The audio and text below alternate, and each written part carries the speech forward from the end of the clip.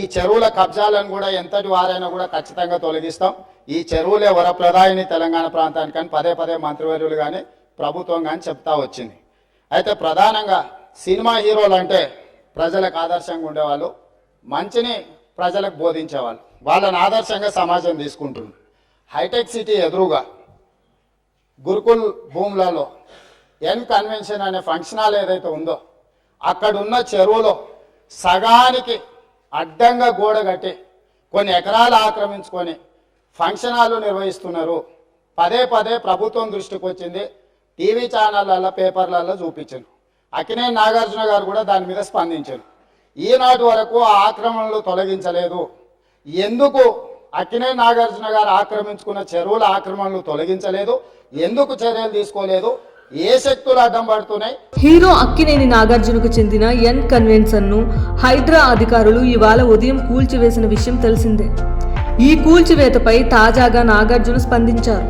దీనిపై ఆయన ఎక్స్ వేదికగా ఓ ప్రకటన విడుదల చేశారు. స్టే ఆర్డర్లు, కోర్టు కేసులకు విరుద్ధంగా ఎన్ కన్వెన్షన్ కూల్చివేతలు చేపట్టడం బాధాకరమని పేర్కొన్నారు.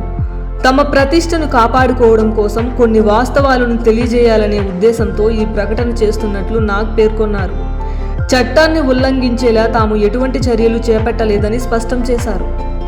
ఆ భూమి పట్టా భూమి, ఒక్క అంగుళం ట్యాంక్ ప్లాన్ కూడా ఆక్రమణకు గురి కాలేదని తెలిపారు. ఎన్ కన్వెన్షన్ సెంటర్ ప్రైవేటు స్థలంలో నిర్మించిన భవనం అని తెలిపారు. కూల్చివేత కోసం గతంలో ఇచ్చిన అక్రమ నోటీసుపై స్టే కూడా మంజూరైనట్లు వివరించారు.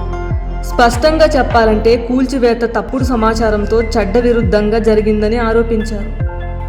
ఈ రోజు ఉదయం కూల్చివేతకు ముందు తమకు ఎలాంటి నోటీసు జారీ చేయలేదని ఆవేదన వ్యక్తం చేశారు. కేసు కోర్టులో ఉన్నప్పుడు ఇలా చేయడం సరికాదని పేర్కొన్నారు. కోర్టు తనకు వ్యతిరేకంగా తీర్పు ఇస్తే చట్టాన్ని గౌరవించే పౌరుడిగా తానే స్వయంగా కూల్చివేత నిర్వహించి ఉండేవాడినని నాగార్జున తెలిపారు. తాజా పరిమాణాల వల్ల తామే ఆక్రమణలు చేశామని, తప్పుడు నిర్మాణాలు చేపట్టామని ప్రజలకు తప్పుడు సంకేతాలు వెళ్లే అవకాశం ఉందన్నారు. ఆ అభిప్రాయాన్ని పోగొట్టాలనేదే తమ ఉద్దేశమని పేర్కొన్నారు.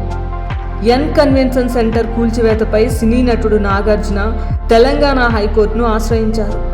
హైకోర్టులో ఆయన హౌస్ మోషన్ పిటిషన్ వేశారు.